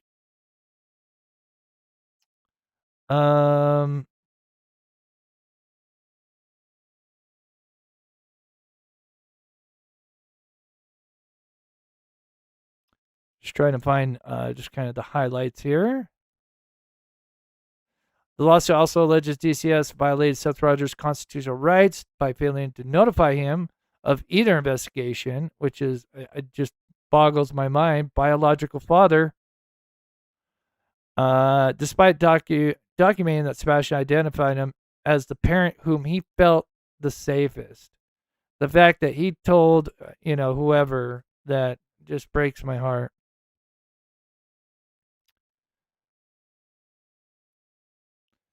Okay, what happens next? Maybe they'll tell us when the thing will come out. Both lawsuits are now moving to federal court, where Rogers and his attorney hope the discovery process will force government agencies to publicly answer that they have gone unanswered for nearly 2.5 years. Of course, discovery is the big thing that they're looking for. I'm gonna get timed out. Yeah. Yeah, I can't wait for those responsible, Crispy, KK. Yeah, to be bunking up with Bubba. Okay, lost my spot here. Those records could provide the first detailed public look at decisions made after Sebastian's disappearance during the investigation. Whether lawsuits ultimately succeed, however, will be decided in court. Because for now, the allegations containing both complaints remain just that, allegations, as anything, right? As detailed in the case filings, neither lawsuit identifies who caused Sebastian's disappearance, because obviously don't ultimately know, but I think we have a pretty good idea who knows.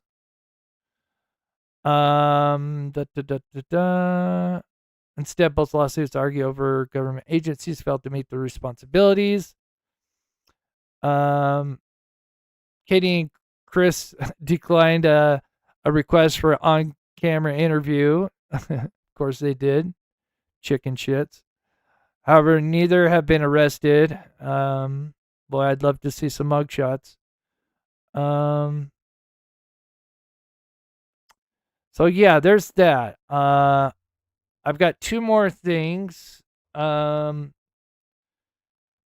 want to pull up. Give me just a quick second here. I'm gonna ask ChatGPT if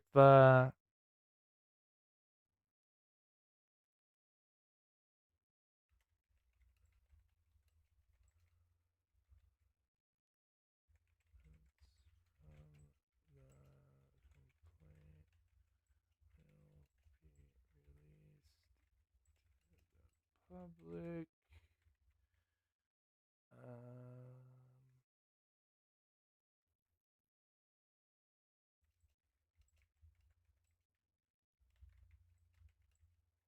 Does federal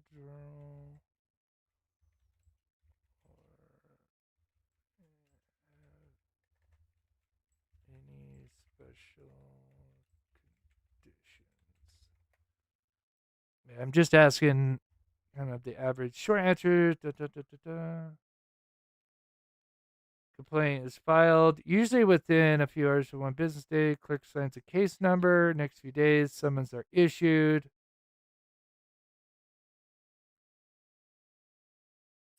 The complaint has been filed but not docketed yet. 1 to 3 business days. Gotcha. So maybe that's why you did it on Wednesday and then 3 business days. Technically, if you count Wednesday being 1 business day, then maybe Friday. Maybe that's, again, I don't know if there was a reason if he did it on Wednesday or if that was just the day he chose, but yeah, so 1 to 3 days, allegedly. Thank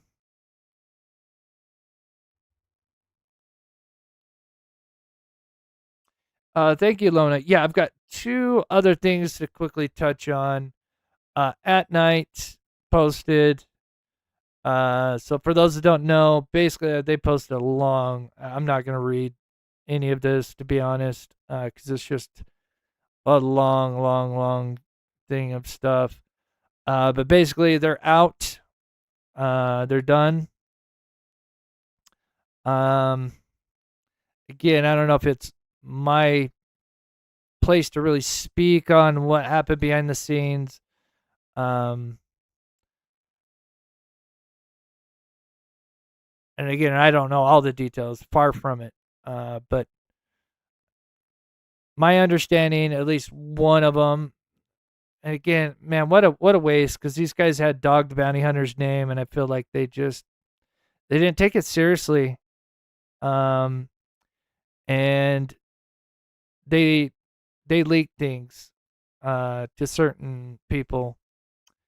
And it's one thing if you're, I don't know, again, I don't know if it's my place. That's one thing if you're leaking things that may people kind of already know, there's, and that's kind of how I work. If it's already kind of out there in some shape or form, then either I just go straight forward and talk about it, or I'll dance around it a little bit, kind of give you guys hints.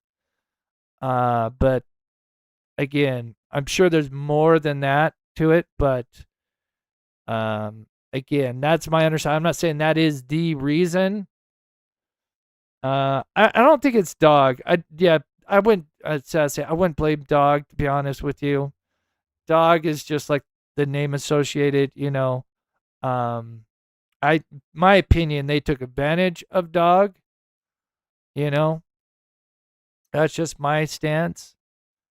They had his name, and they did a few great things, such as the Texas Roadhouse, but then after that, I don't know. Just they did a lot of weird things, and of course, you could do a whole show on just some of the ups and downs, and mostly downs on when it comes to At Night, and I think that's just a shame. They lost credibility, and I think it didn't help Seth at all either as they went on, right? And that's not cool, in my opinion. But again, I don't know if that's the reason that At Night's out, but yeah, and yeah. If you read some of the stuff, it's all about. I hate to say it, just feels like it's all about them. Like, we are doing this, we're doing this, at night, at night, at night. And yeah, it's a shame, really.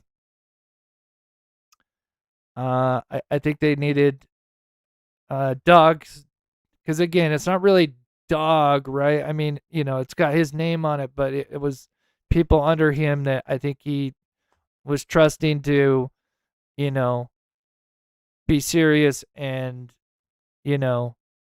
whatever. But yeah, long story short, again, I heard that, yeah, they were kind of giving information out. I mean, I understand at a point where if you're speaking with sources and you're kind of sharing stuff back and forth, that kind of that's kind of a thing. But yeah, that's all I'll say on it, because I feel like that's kind of maybe not my place to speak on. But yeah, so they're out. And I think that's good, because in my opinion, that it just they were not helping. Let's look, and then I got one other thing to touch on real quick. With Rogers. Let's see if there's just anything else.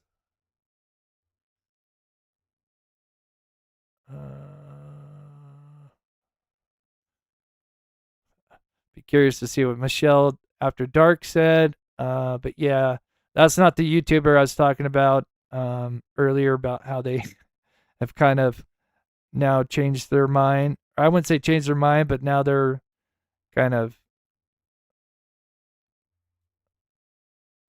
being like, oh, maybe we should be more open. 3 hours ago,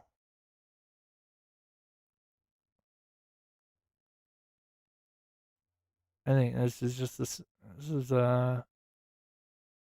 another channel, but probably playing the interview. I'm assuming they're just probably playing the interview. Yeah, they are. Yeah, they're just linking to that one. Does anybody knows if there's anything else? But I do have one more thing. No worries. I know that POTUS is doing something. Oh, and I'll read the poll after. So just two more things. Two more things. In my opinion, let's see, where is this? So again, this car, because I've been asked about this, and I know I keep saying this, I will do a members live where we'll kind of talk about the report, the FBI report, the timing of the lawsuit. Again, me and Seth didn't corroborate on the release of the report. It just happened to kind of, I think, which is great to have that come out, in my opinion. Most of I've learned just about most of the details of, I don't know everything, but I've learned so much more through, and again, one day, because I know people hate when I say this, just kind of like when I heard about him doing a lawsuit, again, that was months and months ago, and I had to bite my lip and zip it because, again, I hope those that are, that are sources or potential sources realize that, I always keep to my word. If, sometimes, as always, they'll tell me stuff that I can share, and then there's a few tidbits that I can't, that may be shared in the future. Trust me, when the time comes, and maybe hopefully it'll be sooner than later, when I tell you where I found out exactly what's in this footage from Chris Carley's camera,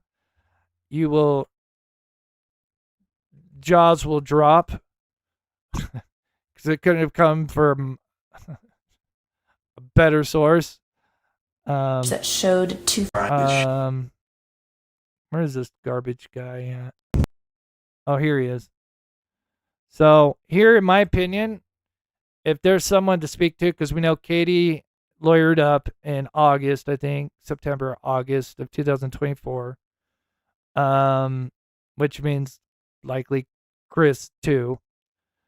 But in my opinion, this guy here, who ran around individual and then threatened the neighbor Bobby and the security person when notified, and came and intimidated them. And then the fact that he said that, a suspicious car in the neighborhood, super red flag in my eyes. I know I played this a couple times, but again, this just shows what a piece of shit this guy is. He was never really a cop. He was a Timu cop. He failed or didn't show up for his fire training, and has been working for something else, not a cop.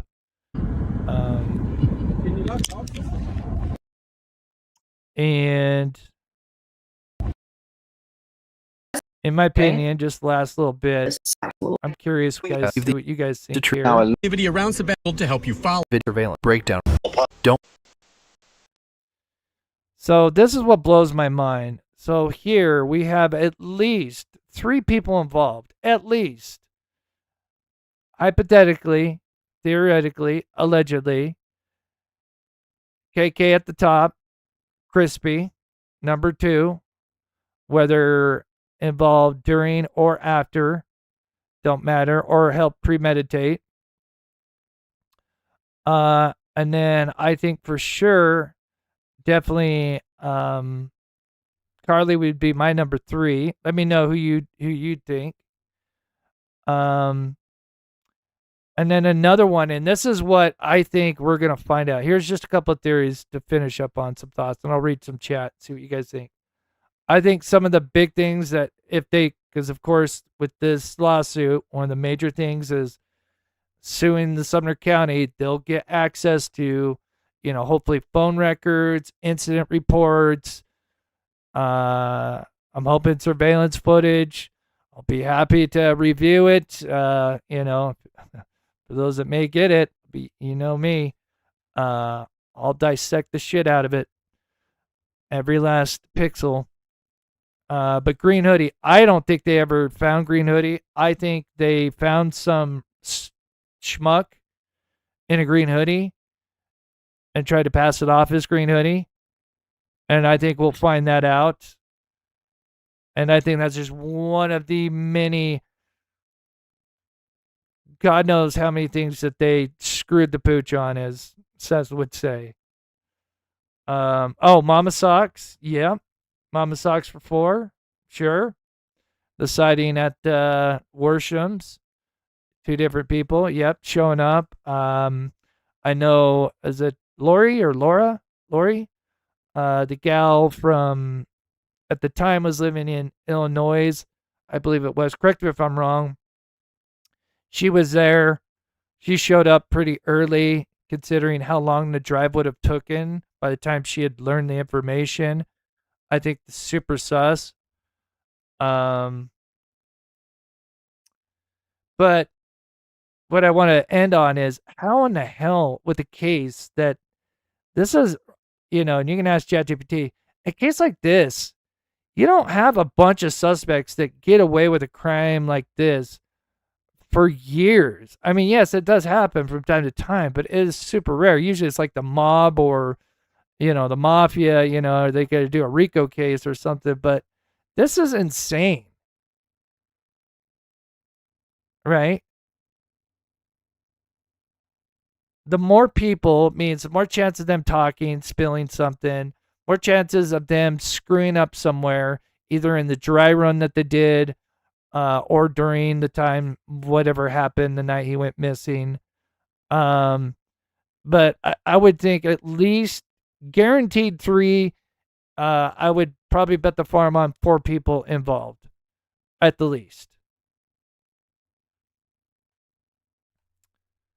But yeah, you could put Lori, Mama Socks. I mean, it doesn't have to be who's more involved, but yeah, I mean, this is insane.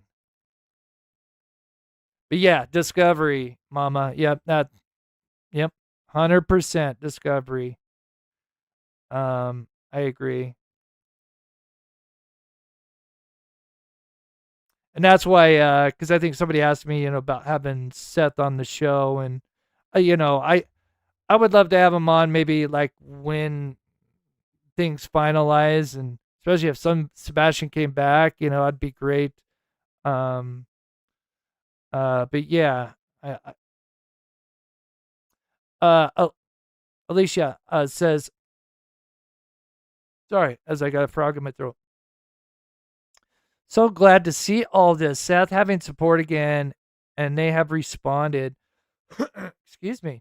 Thanks, Chris, the whole mob crew, for keeping on. Yeah, and that's a great comment, the whole mob crew, because again, if I had 20 people in here every day covering Sebastian, and this is my living, I wouldn't be able to afford that. I need to kind of move on. But you guys keep coming up. You keep showing up. So again, even though I may be kind of like the spokesman, this is a crew. This is the army. Sebastian is the reason I found this channel. Member for life. Seth needs answers. Oh, thank you so much. That's. Oh, is that Carly? This one you're talking about? Yeah, this is Carly here. If that's what you're asking about, he's my number 3 because I think he's in my personal opinion, I think he's subject 1. I think he's helping Katie. I mean, it's possible it could be Crispy, but then it's certainly possible. I think it's more likely Carly out of the 2 Chris's. I think Katie probably told him some BS because in my personal opinion, I don't think he made it home. I know some people think he did, and that's totally fine. But yeah. Let me make sure I didn't miss like a. Oh, thank you to. Oh, where'd the name go? Thank you to Ray for the PayPal. I don't think it's that Ray, but thank you to Ray. I'll just use of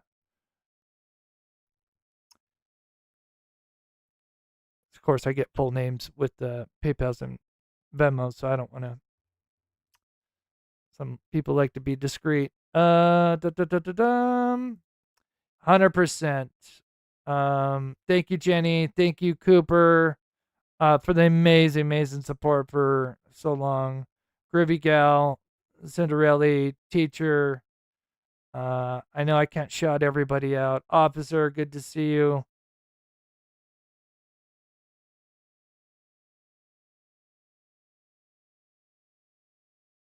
Yeah, that's a great comic, Chrissy. Yeah, with Summer Wells, it's 5 years and no lawsuits. Yeah.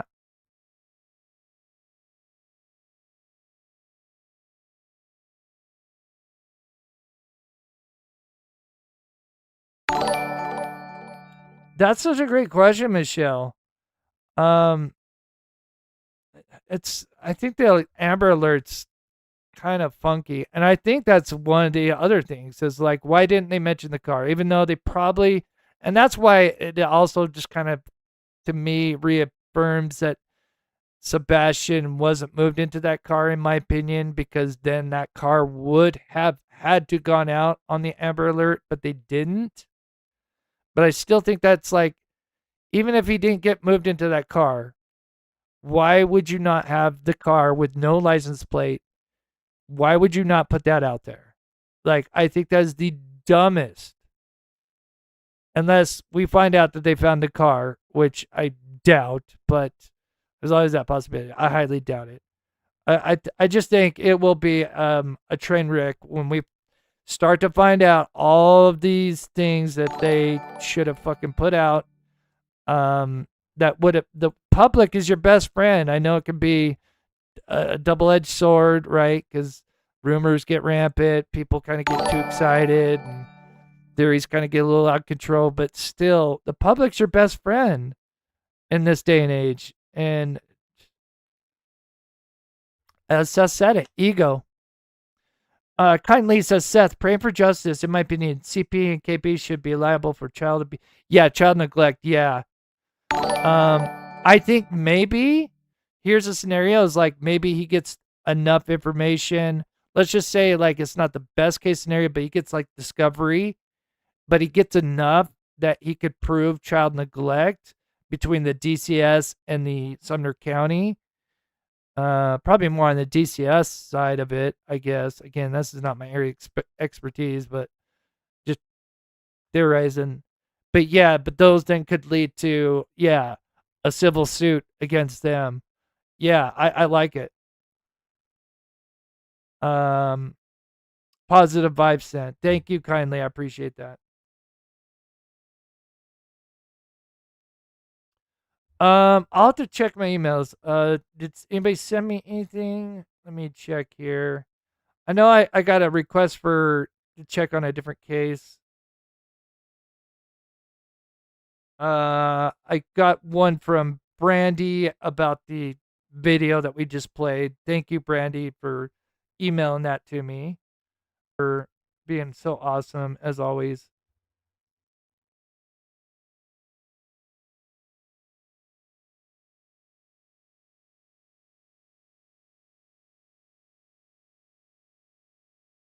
Oh, is Seth in the chat?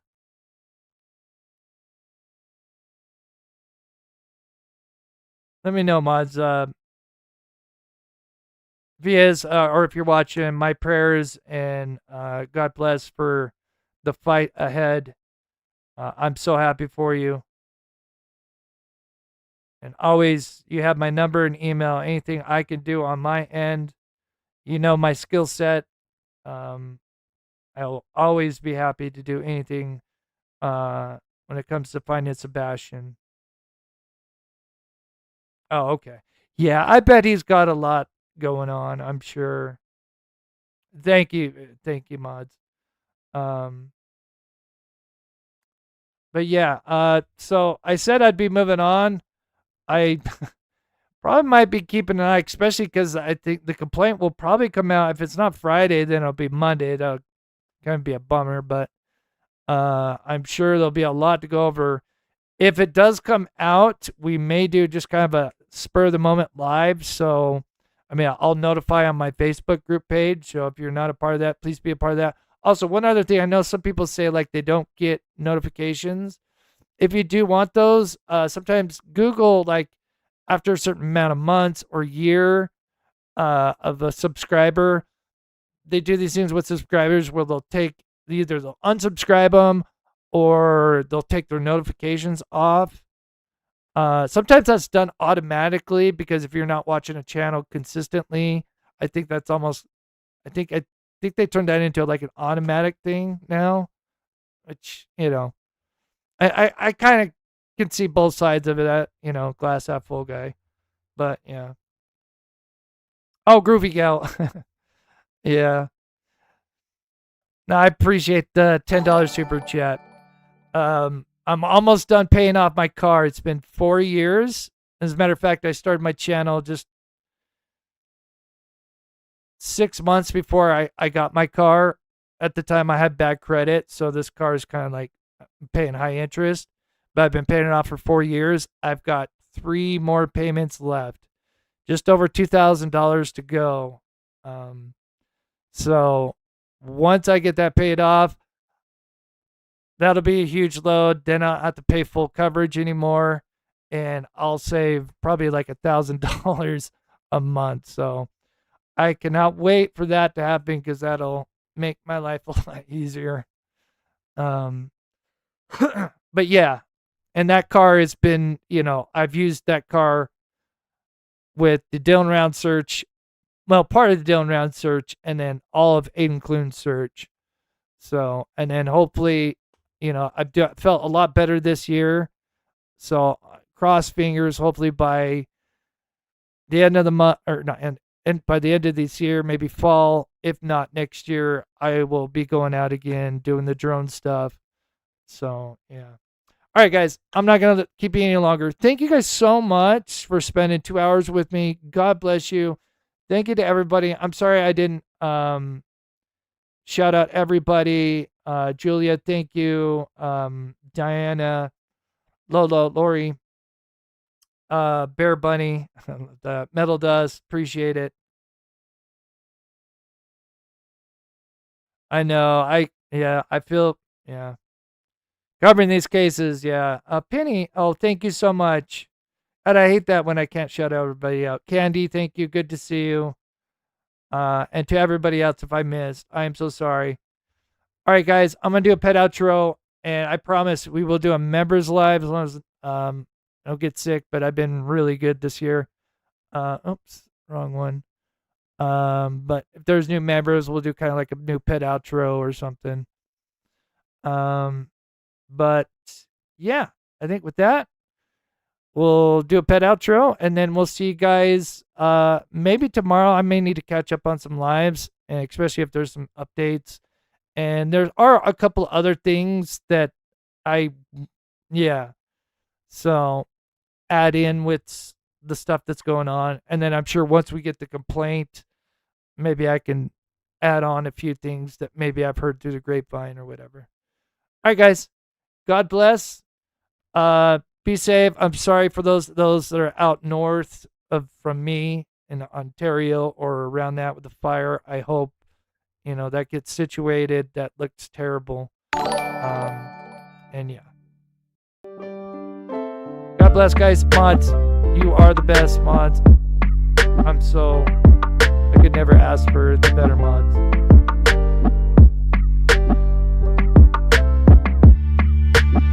And again, thank you in advance if someone sent me a PayPal and Venmo. Sometimes I get them after the show.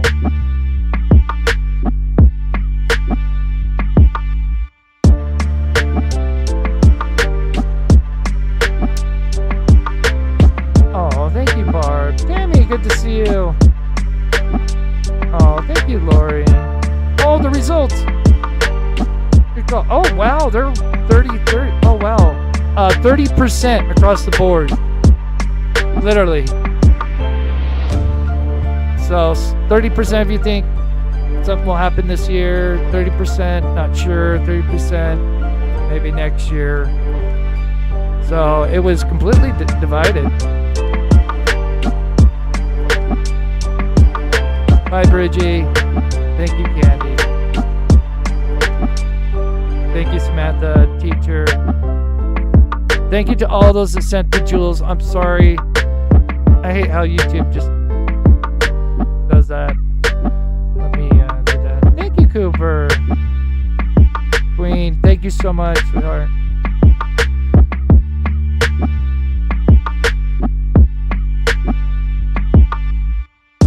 Thank you, YouTuber. Bunch of Cord, good to see you.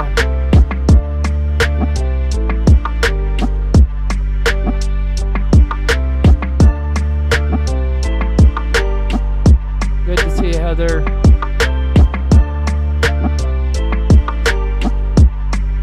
Thank you, Jennifer, for everything.